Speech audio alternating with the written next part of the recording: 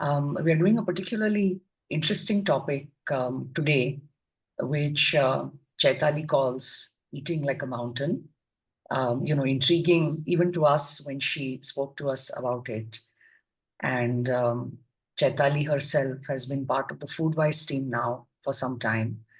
And she is, for those of you who don't know her yet, but perhaps everyone who's joined already does know her, she is um, an ecological designer. Her education and background is in architecture, and then she has a master's in ecological design from Schumacher College. And she's going to talk about how food spaces can be designed in a way that they are rooted in place. And as a topic, perhaps it's especially interesting to those that are in the field of design or in the field of architecture. But, I reckon that all of us still have kitchens in our home.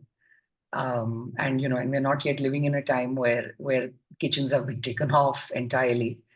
And so we thought that as a topic, it's equally relevant to all of us. So without further ado, I will hand over to Chaitali. Priya, Yes. are you there? Yes, I'm here. Hello. Yeah, still here, Chaitali. Can everyone else hear me? Just checking if it's my connection or Chaitali's. Who is frozen? Yes. I don't know. Maybe yours. Yeah, I think it was your connection, Chaitali, but you're back now. You're back now. Oh, good. Okay, Great. So thanks. I was handing over to you, and let me do that right away. Yes. Thank you so much, Priya, and thank you everybody for joining. Um, I'll share my screen and start with the session now.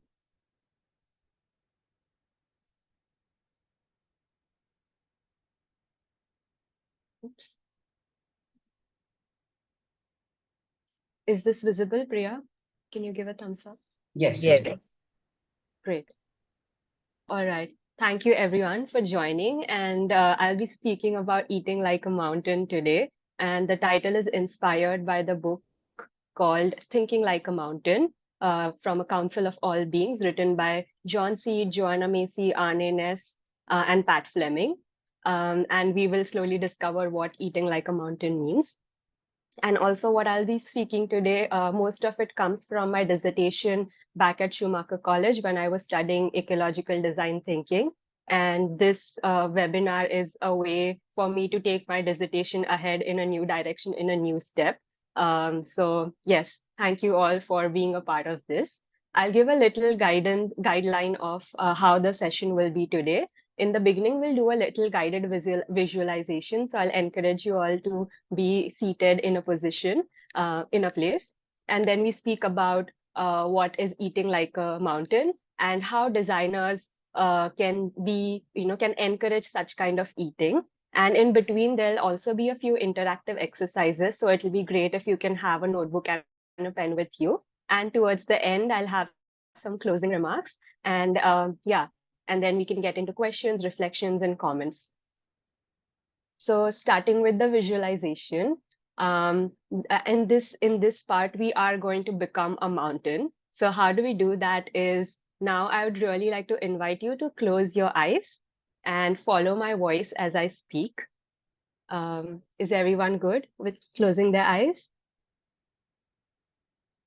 Yes. So let's take, yeah, let's take a moment to center ourselves, relax, and connect with the stillness within. Gently take a deep breath in and slowly release. Feel the ground beneath you, supporting your body, grounding you. With each breath, feel yourself becoming more connected to the earth, more still, more present. If your thoughts have wandered somewhere, gently bring them back. Now I invite you to imagine yourself as a mountain.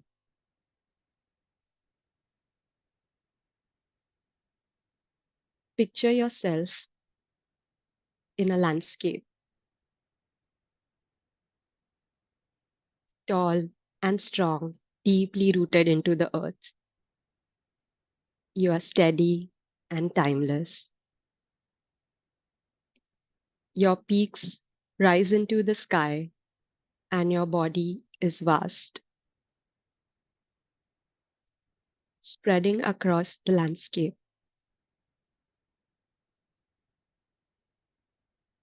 As you breathe in, feel the cool breeze brushing against your rocky surface.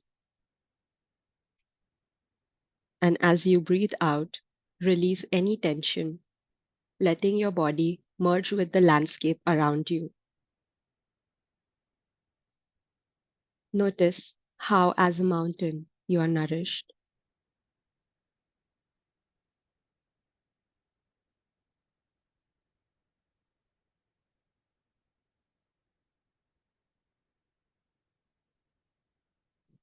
Observe the slow, steady rhythms of the cosmos that charge your activities.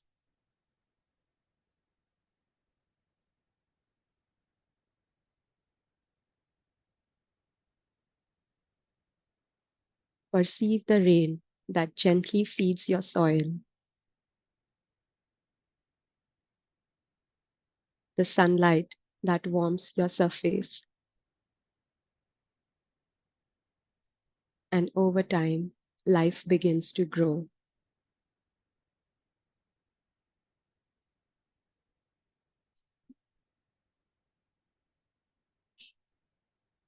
The trees, plants, and entire ecosystems thrive in your presence.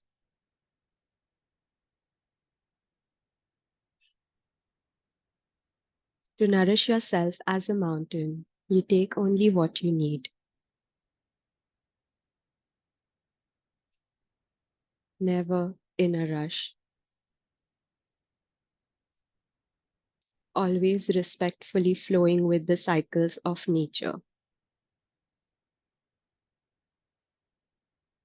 The water that flows down your slopes nourishes all life, and what you give back is pure and it sustains everything around you.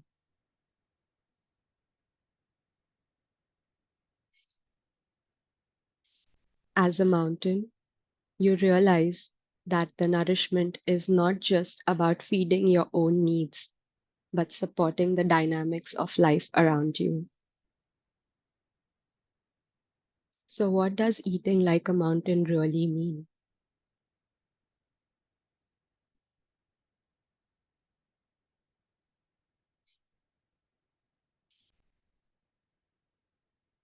Feel being in tune with the seasons, the land, and the interconnectedness of all things.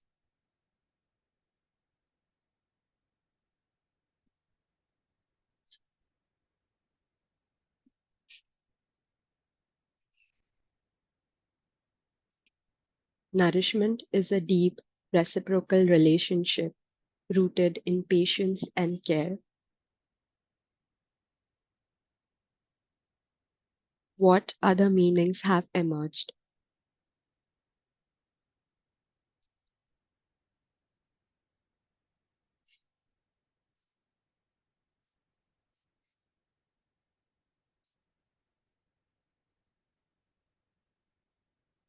Take a few more breaths here, feeling the strength of the mountain within you.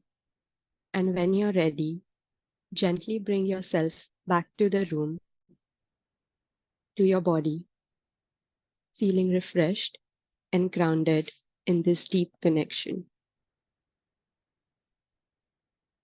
And open your eyes when you're ready.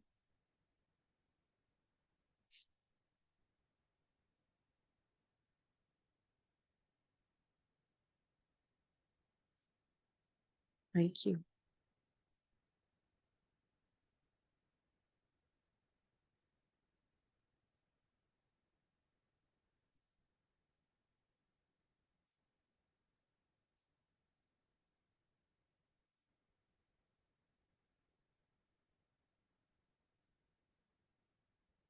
So now I'm going to be silent for a couple of moments, and I invite you to write in the chat box if there was something that stood out to you while you were being the mountain. Please write in the chat box.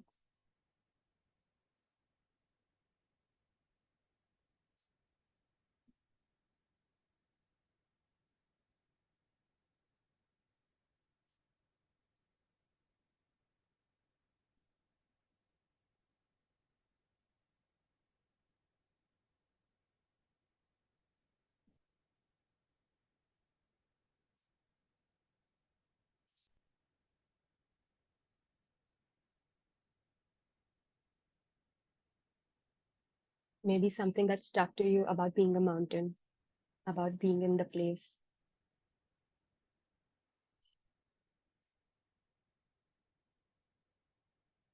A lot calmer and grounded. Stood up, standing like a mountain. Yes. Wow. Love it.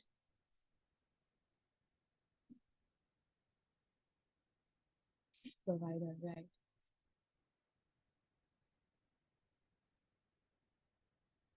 Lovely. Wow. Wow. Thank you so much. Thank you so much for saying all of those things like that you felt while being a mountain.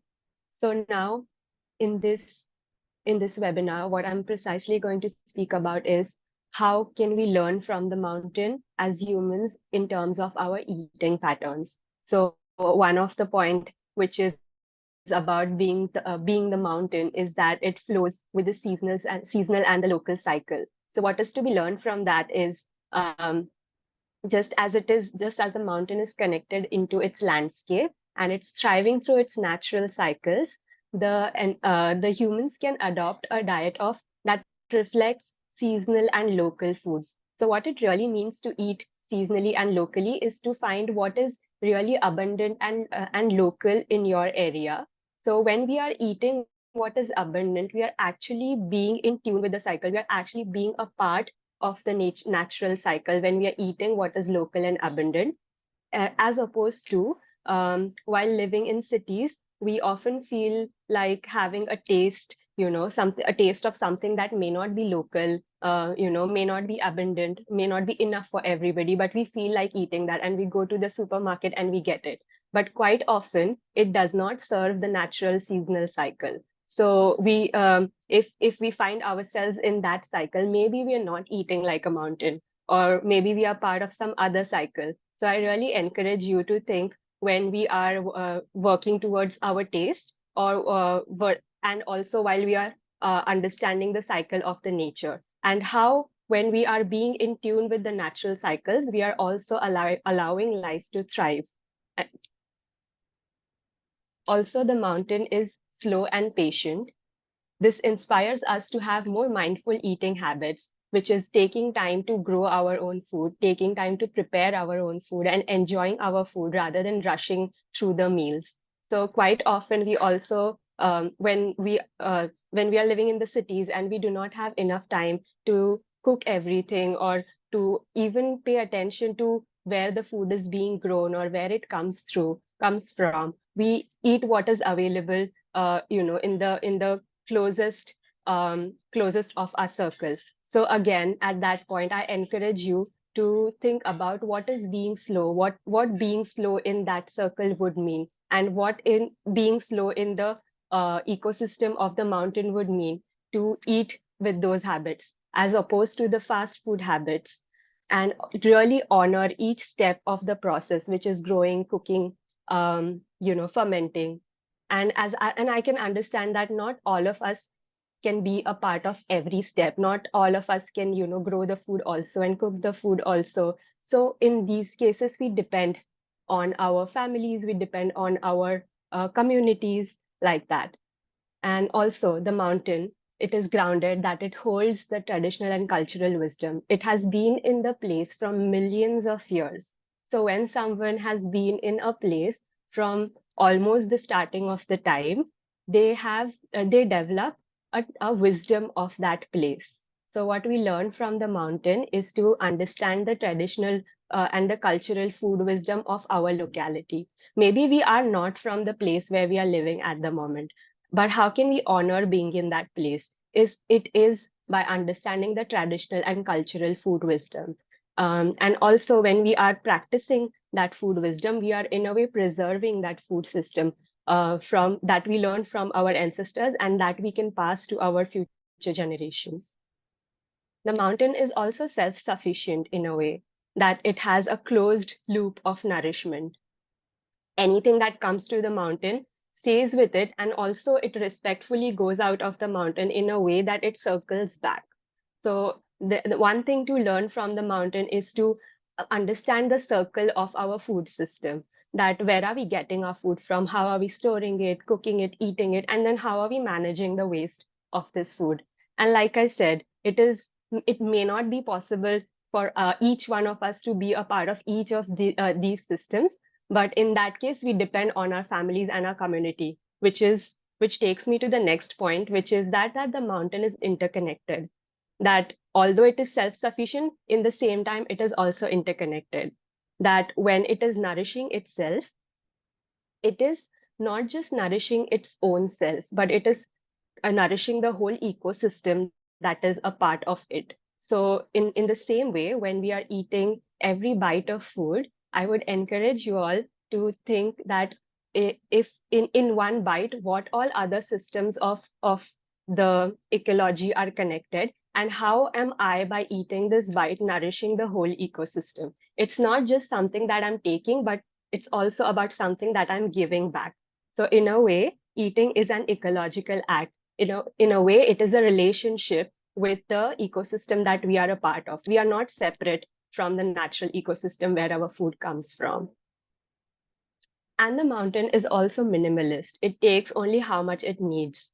So, there's sunlight, there's plenty of sunlight that falls, but it does not hog everything. There's plenty for everybody else, for everything else to take that sunlight. So what we learn from the mountain is also to only eat how much our body needs, to really listen to our body, how much it needs. And we also are careful of how are we not overtaking something, but also we are creating space for everybody else to have the food. And when I say everybody else, it's not just people, but the whole life, all life.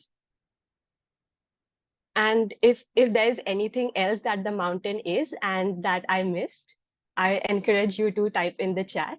And yeah, I'll be quiet for a while if you felt that I was missing something.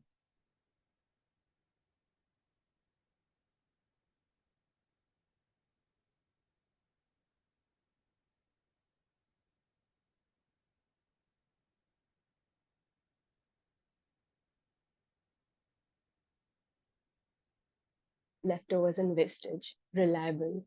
Hmm. Yes. Protecting. Yes.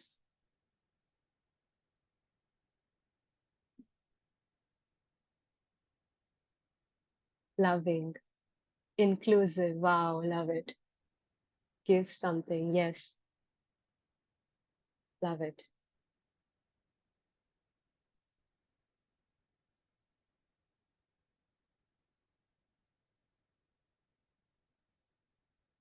Beautiful.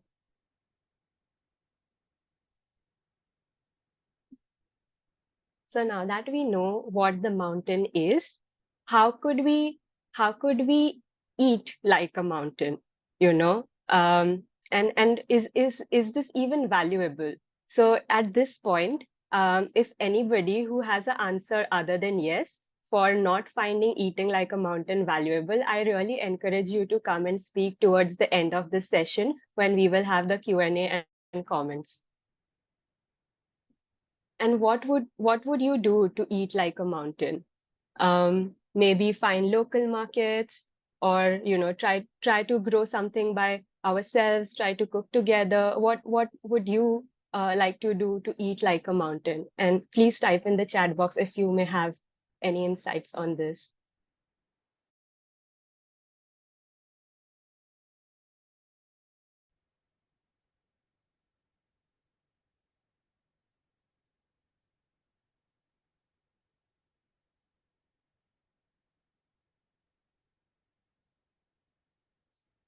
learn more about the pioneer plants.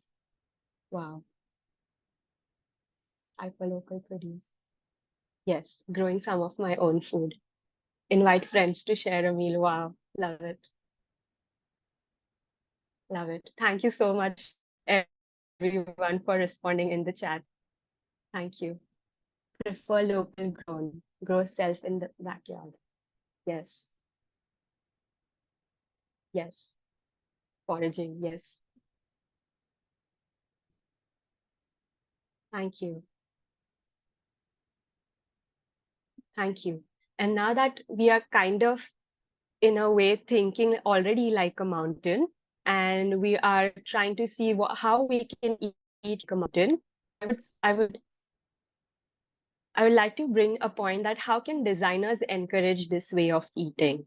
And if you're not a designer but still in this call, please don't worry. We are all designers in some way and we all eat, so this is still relevant to you. So how can designers encourage this way of eating is by really becoming the mountain themselves, which means that we are rooting ourselves in the place and we are rooting also ourselves in, we are rooting the design in the place.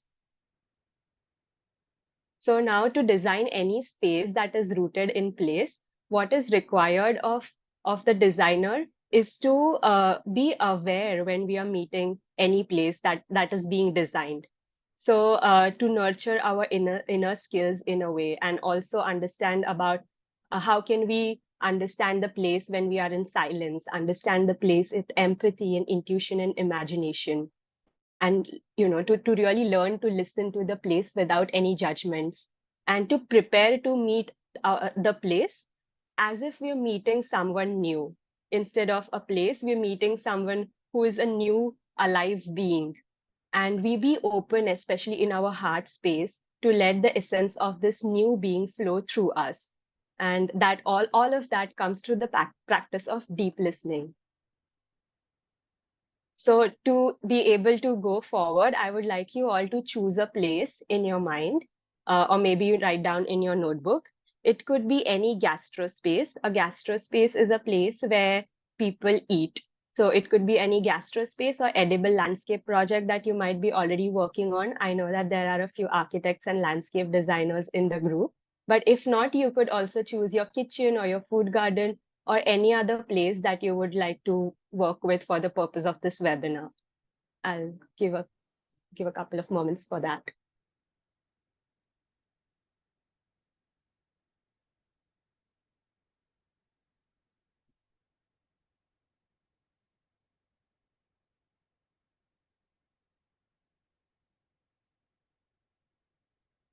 I hope everybody has a place in mind. Now, one of the ways of engaging with the place and really designing something that is rooted in place, the first thing to do is really listen without judgments. Now, what does it mean? So now with your place, maybe say, for example, you've chosen your kitchen. So now really listen to your kitchen and understand what this place really is. So what I would like you to do is to, in your notebook, describe what your kitchen is without saying that it is a kitchen. And if you may feel like you want to type in the chat, please do so as well. I'll give a couple of moments for that.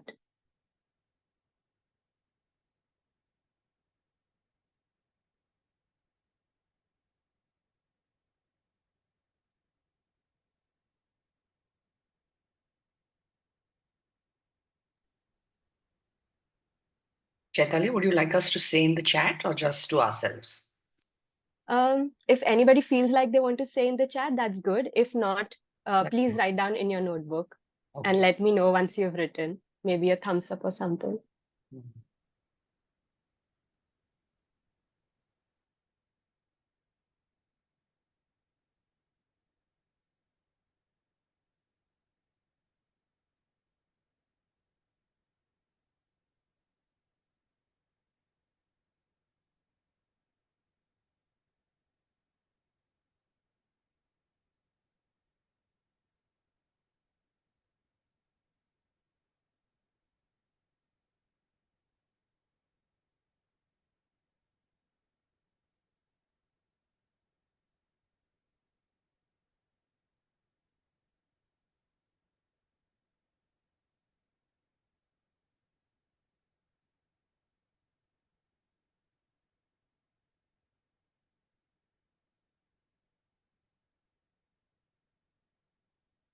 Are we good to go? The Center for Nourishment. Yes.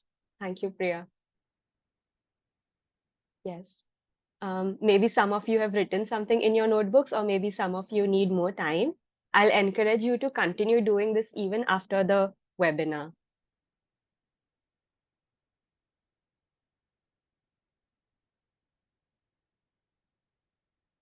So, what does it really mean to listen, and what does it do? So, when we are listening, we're listening to the place in its every detail, in its whole form, in its every little thing.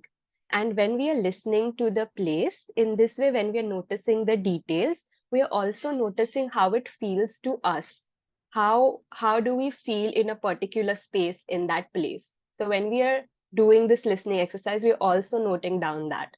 Um, Maybe you did not do it at this moment because really we are doing it for the purpose of this webinar, but this is more for when you have a real project or you want to really work with any gastro space and really find ways to root it in the place. This is a way maybe you could try rooting the design into the place. So yes, notice how we as designers also feel. um, and also one more thing that one could do is walk in silence and give your undisturbed awareness to the place. And you can have more questions to what listening holistically would mean. So I have noted down a few here to listen to what the place has to offer. What are its physical aspects? And all of these things, when we are noticing the physical aspects like soil, water, vegetation, and so on, to really, when we meet the place for the first time, to notice it through our first hand experiences. There are several apps and websites that can give you information about any place at this moment, but when we meet for the first time, we are going without judgment. So the first time we really make notes with ourselves, that how does it feel to us to really touch the soil, what do we notice about the vegetation, so really understand in detail. And this kind of immersive listening, it allows us to tune into the real essence of that place, the uniqueness of that place. So which is why listening in a way is important, to root the design into the place. Now I would like to invite you to wonder about your place. So now that we have listened to the place, we are going to ask something to the place. We're going to approach the place with complete openness, and we're going to ask more to know more about that place. But the trick is, when we are asking, we're going to start our questions with I wonder. So, for example, we say, I wonder what's your story, or I wonder what do you want to become? I wonder how you hold such diversity. So I'll give you a couple of moments to note down in your notebook or write in the chat some questions that you wonder about your kitchen or your land or anything else. Oops.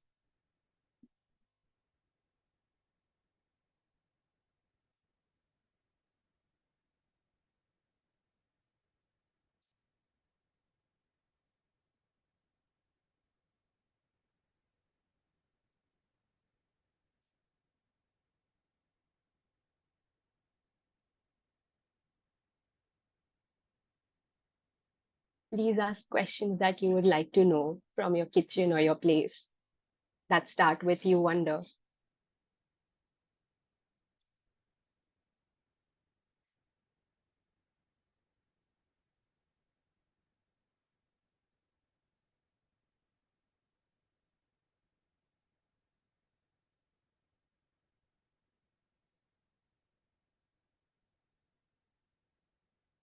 I wonder how you came to be. Mm. Thanks, Priya.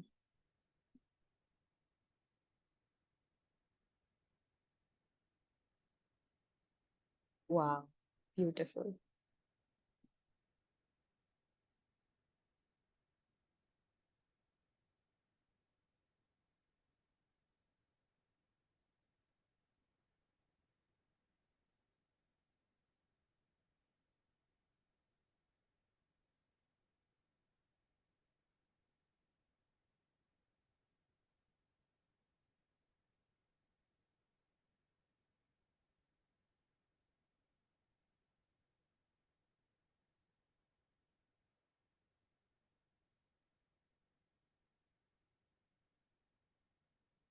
Yes.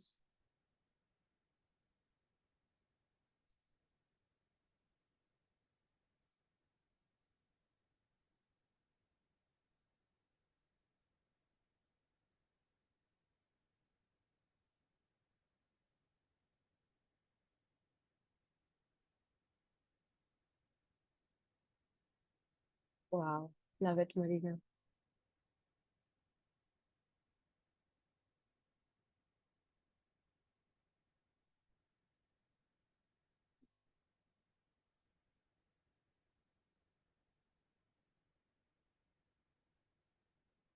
So I'll let you all be in the wonder, and maybe you can continue wondering after this session as well.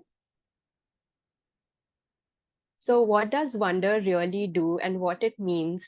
So, in terms of food places, sorry, yeah, in terms of food places, we can ask, what kind of food practices would thrive? What kind of, if wonder if any food system, food wisdom is lost, or any food ecosystem is nourishing or even starving. So, wondering about the place being, and what has happened in this place from the beginning until now. Wonder about its parts, the relationship of the place parts to itself. What wondering also does is it brings the qualities or signatures of the special nature of the place to come true. And again, the unique character of the place comes to the designer rather than we trying to go and find the character of that place. It always allows the answers to be limitless. When we are asking pointed questions, we are already limiting the frame of answers. But when we are wondering, we are allowing the answers to be whatever they can be. And it also challenges assumptions. It prompts the designers to question existing norms and practices and uncover the better ways of engagement.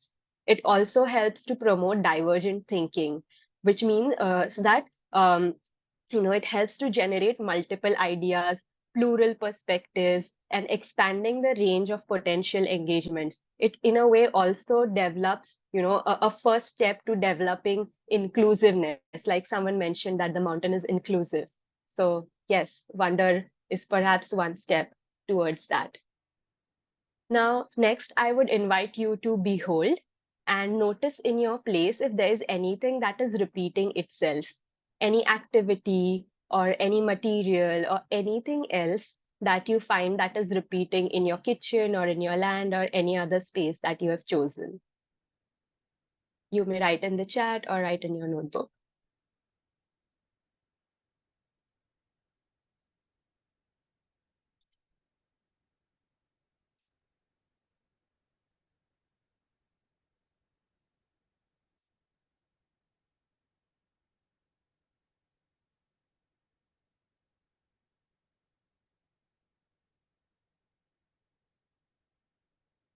Fine.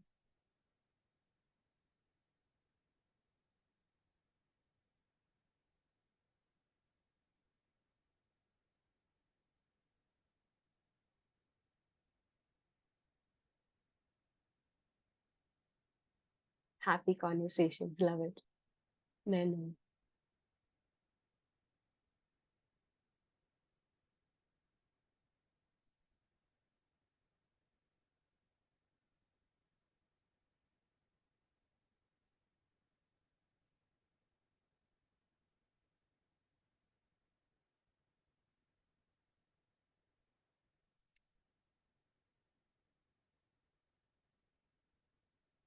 Nice.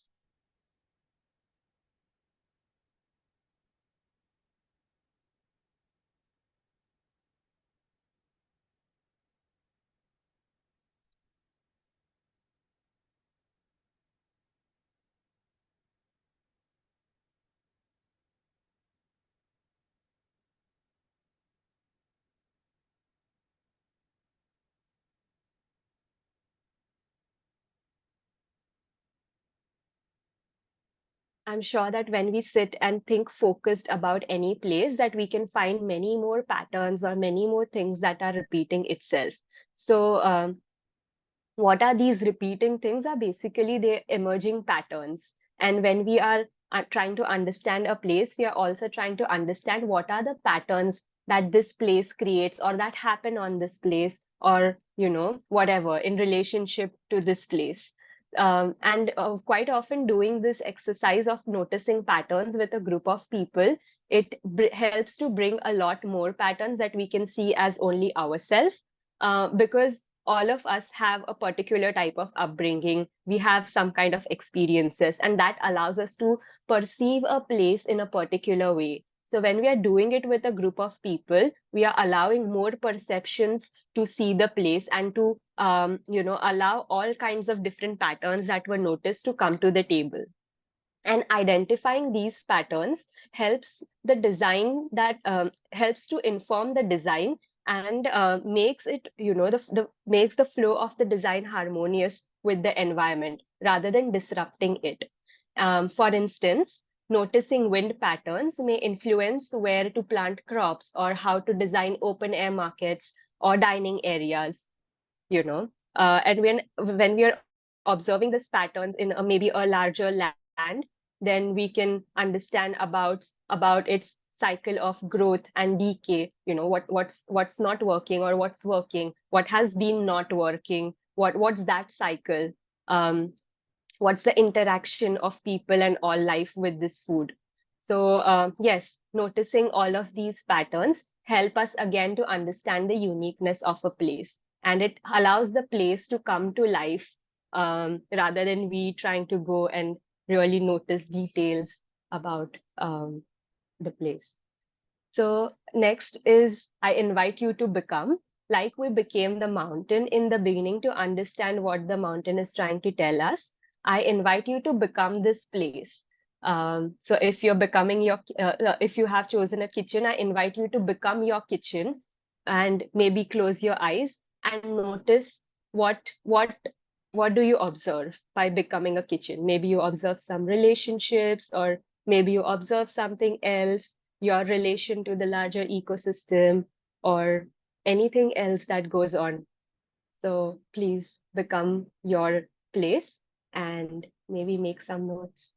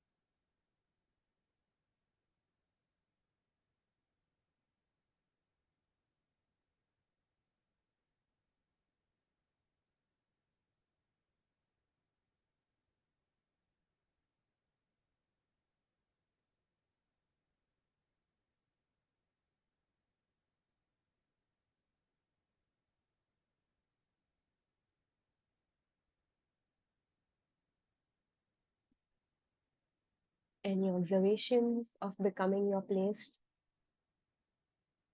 You may write in the chat box or note down in your notebook.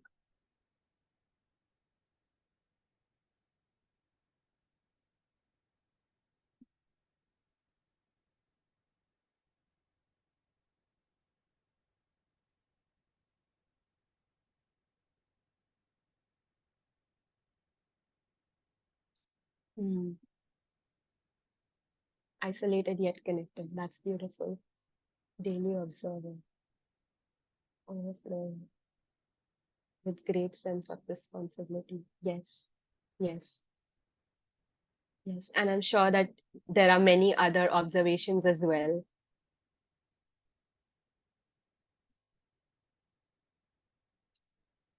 So becoming a place is basically understanding the dynamics of the place. When we immerse ourselves into that place, we become what that place is. We become all of its part. We become its culture. So being in that zone, it creates space for the designer to empathize with that place. Empathy with the place that we design allows us to be more respectful towards the environment, more sensitive towards the culture, and also allows to enhance the functionality by having an understanding of relationships.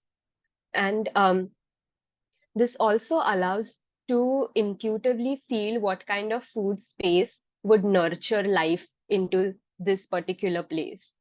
And when we are imagining ourselves into this place, it, like I said, fosters empathy and compassion both, allowing the designer to design for meaningful long-term engagements rather than the short-term solutions. It also allows the designers to have an ethical responsibility to care for the place they shape. The perspective, this kind of perspective brings a sense of reciprocity between people and the place that is being designed. And all in all, it brings a lot of respect towards all beings of this place, not just the humans, but also the humans. And in a way, like I said, the empathy and compassion, when it comes to the designers, when they're designing the spaces, it in a way comes back to the people who are using the spaces, because the spaces that we design, they design us back.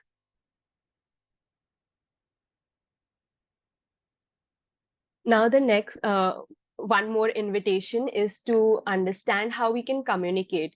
So quite often when we are meeting the place for the first time, we have some sort of sparks that go into our mind, or something that really that stands out about the place in our mind. So I would encourage you to note that idea in the way that it has appeared. Sometimes it appears in the form of relations, so maybe drawing mind maps, or maybe there's something, some view appears that, oh, I would like this place to be like this, so maybe that view, to draw that view in itself, or maybe sometimes poetries appear about the place. So really to document um, the idea into that way.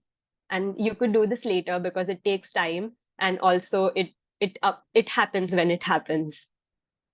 So it allows for the observations, patterns, and relationships to come in front. So when you've noticed all the place, when you've noticed everything, the communication allows for all of it to, it's a way to bring that idea to reality. This involves creating designs that reflect the natural landscape. And these expressions help to refine the design process, and it allows the designer also to communicate that idea with all the other stakeholders who are engaged in this. And at this point, when you try to communicate the idea the way it has appeared to you, it has already, in a way, starting to take life. And then to manifest that idea, to really bring it into reality. And how one could do that is perhaps by adding some materials, the local materials, the time when we have local materials into the space that are seen outdoors, that come indoors, is also one way of being in cycle of the season, being in cycle of nature.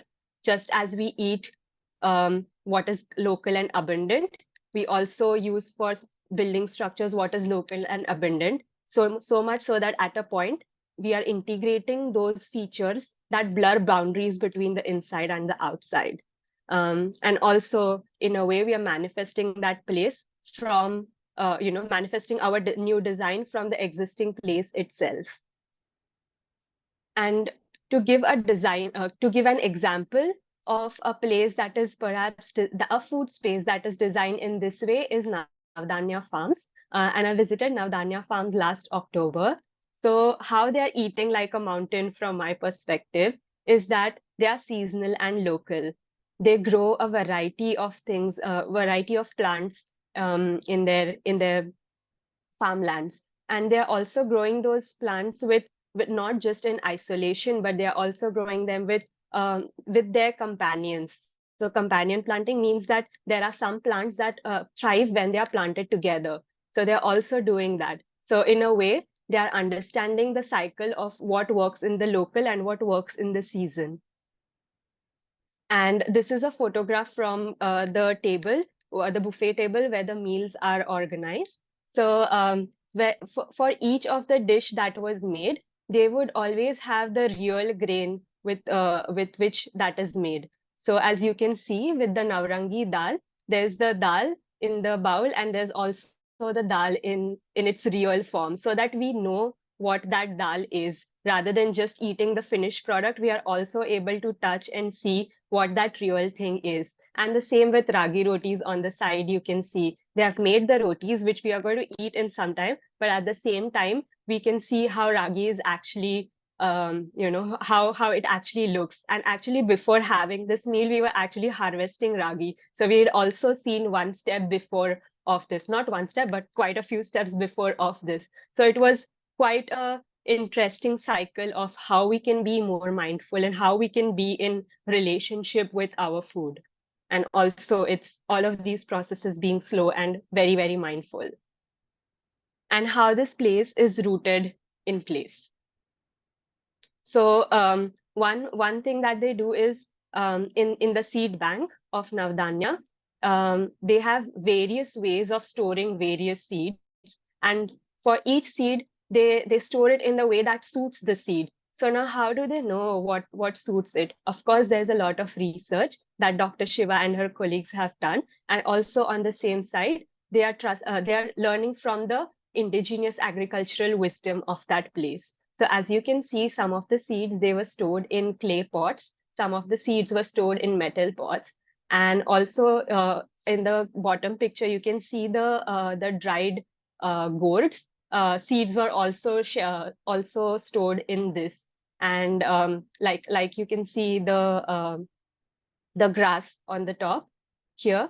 There were also seeds that were stored in the way that would appear in the farm. So different ways of storing different seeds, um, honoring and learning from the traditional and local wisdom.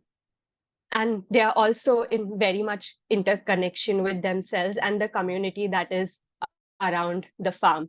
So of course the dining area is one place, and why I say so is the place where I have clicked this photo from, they have a kitchen just behind where I'm standing, and there's a little window that connects the kitchen to the dining area, and all the food is passed from the kitchen to someone who stands here near the buffet table, and then they put it here. And then the kitchen, towards its behind, there is um, a fire kind of Indian oven. It's called chulha in Hindi. So there's a chulha. So there's like a really interesting cycle of food that happens. And here there's a little door. So once we've finished eating, we go outside, and there are two big bins where we can put our food waste. So then the food waste, again, it goes back to the land. So here it's a nice circle of how and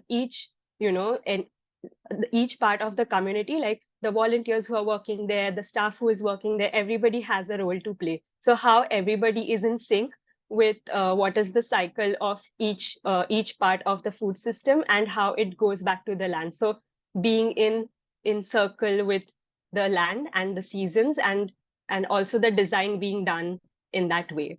And like I previously mentioned, that they grow the companion plants together. It's also very similarly applicable to people, that they have the Samanta Niti, which I found very interesting. And I clicked the picture, which says that they do not do any discrimination based on caste, religion, any other point of discrimination. They do not do that.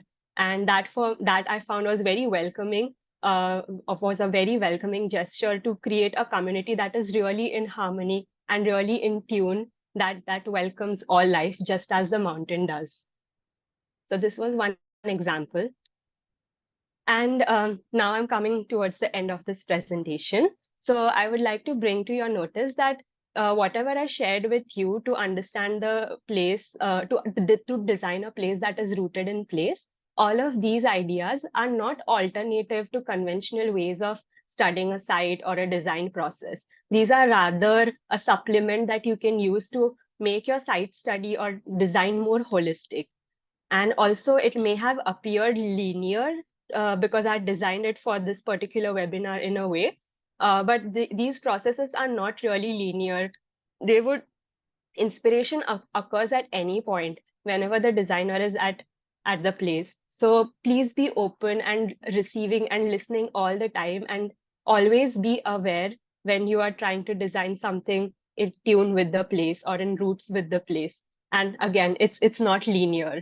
It's not a formula, but rather an invitation that I put in front of you to understand and engage with a place more deeply.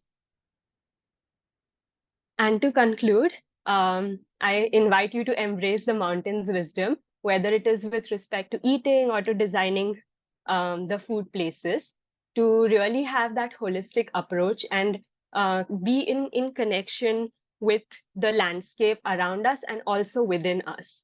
And to encourage how we can be a part of the cycles of the nature. So being in part of the cycle of the nature allows us to become a part of the nature rather than being separate from it when we fall trap to the commercial cycles of food or design.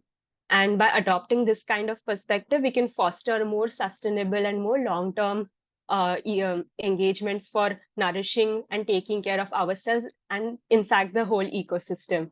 And as we eat, we have the power to act ecologically and create a positive change. So I hope we can take some inspiration from the mountain and be timeless and be in harmony with the world around us. And in case you want to dig deeper, here's a list of a few writers, with respect to food and earth democracy, definitely Dr. Shiva, and with respect to holistic design, Christopher Alexander, Christopher Day. And if you want to get into the philosophy of being rooted in place, then definitely Henry Botoft and Margaret Colquhoun, Isis Brook, and Craig Holdridge. And there are also some books that I would like to suggest and some podcasts. Priya, if you could share the link of the podcast in the chat, then people can bookmark them. Yes. And maybe you can take a screenshot of this to have the list of the books.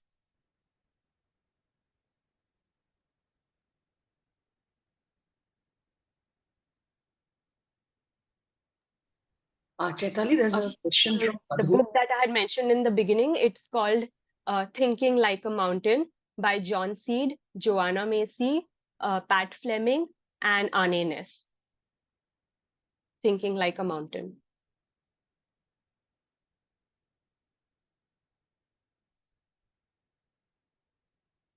And if you would like to be in touch, there's a small platform or website that I'm starting. It's called Land Insight, and Priya will share the link in the chat soon. So please be in touch. If you have any questions or you would like to know more about something, please do email. And I check the emails because it's only me in Land Insight at the moment. So please do keep in touch. And I would like to listen more if you might have anything more to say about the session or anything about the topics. And this session is free.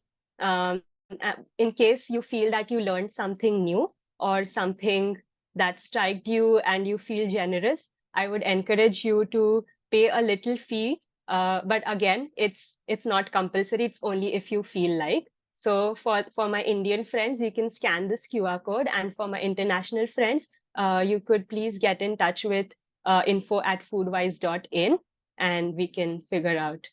And again, it's not compulsory. It's only if you feel like. So yes, thank you. Thank you everyone for joining. And thank you, Priya and Srijata, for this opportunity. This has been so important for me. The more I practice about my dissertation, the more it gets stronger and the more it teaches me as well. So thank you for providing this opportunity and this platform. And thanks to everyone for being so active in the chat box. This was really encouraging to keep speaking and to keep my explorations going. So thank you so much. And I welcome you for questions, comments, and reflection. Thank you, Chaitali. Chaitali, do you want to stop sharing? Then we can see everyone in the grid. Yes.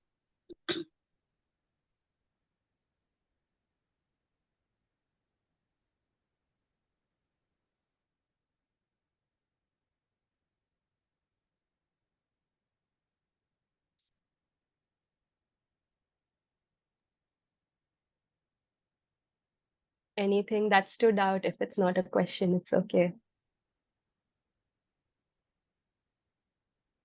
Yes, Elvira. Hello. Thank you so much for the presentation. It was really, really inspiring and very beautiful. And I've never read Thinking Like a Mountain, but now I really want to. It's been on my list for a long time, but Yeah. I actually have a question that goes beyond what you told us already and catches you at the very end of your presentation, where you mentioned land in sight. This sounds, so you hinted at that this is your project. Would you like to share a bit more about it? What's that about? Thank you, Elvira. Thanks for asking this question. So after studying at Schumacher and coming back to India, it's been a year almost until now. So I've been trying to figure out ways how I can bring my studies into practice, and also in a way that is suitable to my learning so far and also suitable to the context here. So I came up with the idea of land insight, which is two meanings, which is the land that we see and also the insights of the land.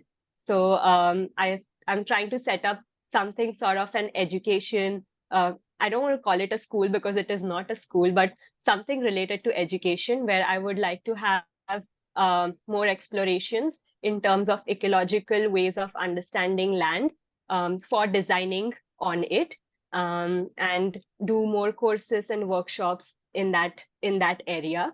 And also, so there are three things that I want to do. One is education through workshops. The second is education through discussions. What I understand um, in my being is that there are very few transdisciplinary conversations that are happening in terms of architecture design or landscape design, or even any kind of work that happens with respect to land.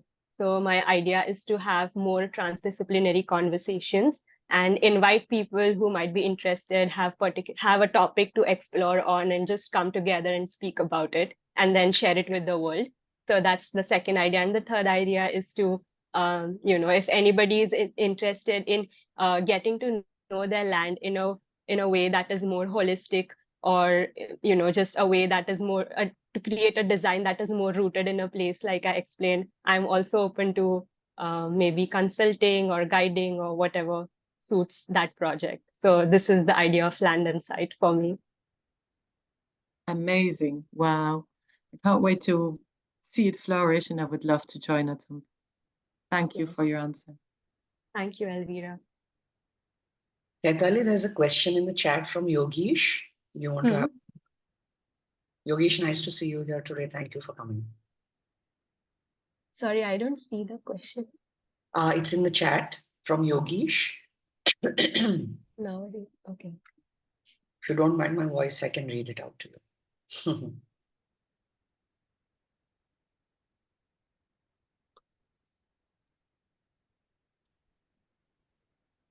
It's a little it's a little above. It's asking about apartments and multi-story building. I can read How do it. we leverage designing ecosystem concepts in such spaces? Like the example that you showed about Navdanya kitchen. So in a way, I mean, this is all my understanding, that even though we are living in multi-storied apartment and we have a flat and we have a small kitchen there, to be in cycle of the nature, like I said, one way could be to really be in each step of the food system. So of course, we cannot grow tomatoes and chilies and everything in quantity in our small small balcony. But we can always, maybe grow a little bit of microgreens. That still helps us to keep in touch with the soil, to keep in touch with whatever little nature that we can have access of. Nature is not exclusive of anybody. So once we are able to have that kind of connection, to have that cycle, maybe we have microgreen, then bring it to the kitchen. Okay, now I've got it to the kitchen. Now what do I do with it, in terms of eating like a mountain? So we figure out more recipes about it. And in terms of designing the space, I would feel that, like I said, one way is to understand what could be the most abundant local material that you have. And other than that, also to really understand what are the needs of that particular family who lives in that particular flat. What are their needs, and how does that then go with the cycle of the nature? And how is the eating and the dining, coming together? Are we designing spaces that encourage people to come sit together and eat, rather than discouraging them to go into their own rooms or watch TV and eat in isolation? So, that really depends on from each design to design, but really the principle of it is to encourage to have that kind of feeling to that calls people to the kitchen, make a kitchen that will call people to come there, to cook there, or even if not cooking, to just be there if someone else is cooking, to try to build that connection of wanting people to come to the dining room and wanting them to come and sit together. So I guess yes, that would be my answer.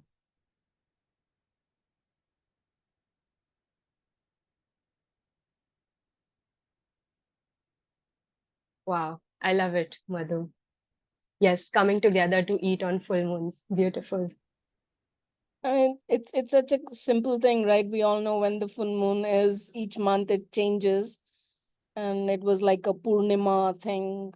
And even though we cooked in our own kitchens, we came and I think that's a practice that's gone from Hmm. potlucks and potluck picnics, using the commons in the cities to do things like this as well. I don't know how much it's encouraged Yes. outside, but in India, I still see people take, home cooked food and sit in parks and eat. So something is, how do you use the spaces that you already have for community building? Yes. Thank you, Madhu.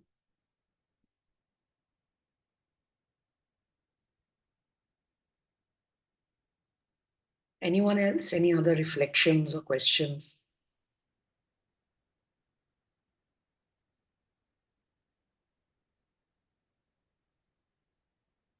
Yes, Priya, did you have any reflections or insights? no, I think, thank you so much, first of all, Chaitali, and for everyone for being so engaged. And do excuse my more than occasional coughing. This is not my regular voice, but I'm having a cough which is at its worst today. So tomorrow it will be better. I think that the principles that you were educating us about, in a way, Chaitali, I feel are part of our traditional wisdom. When we engage in it in this way, in this mindful conversation and activity, you feel like you know this. You feel like you know this. And I think Yogish's question in particular is very pertinent because, for instance, Yogish, I was thinking about, what about canteens in offices? What about kitchens in office campuses where hundreds of thousands of meals are cooked every day?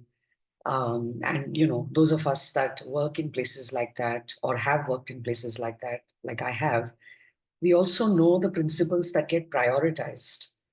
And often they are actually quite distant from eating like a mountain. In those spaces, we are rarely cooking like mountains or eating like mountains.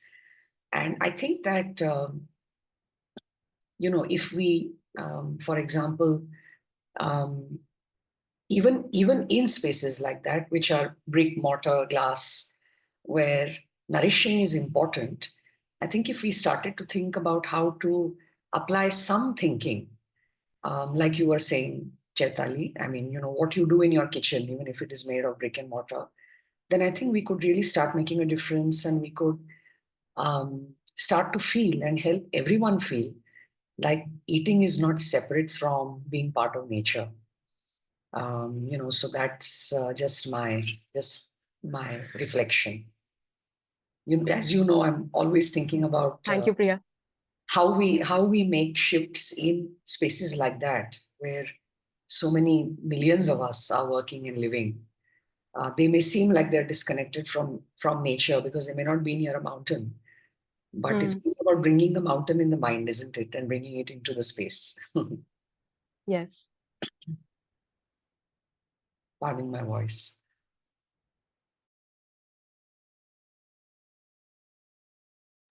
Fantastic, Yogesh. Thank you for sharing.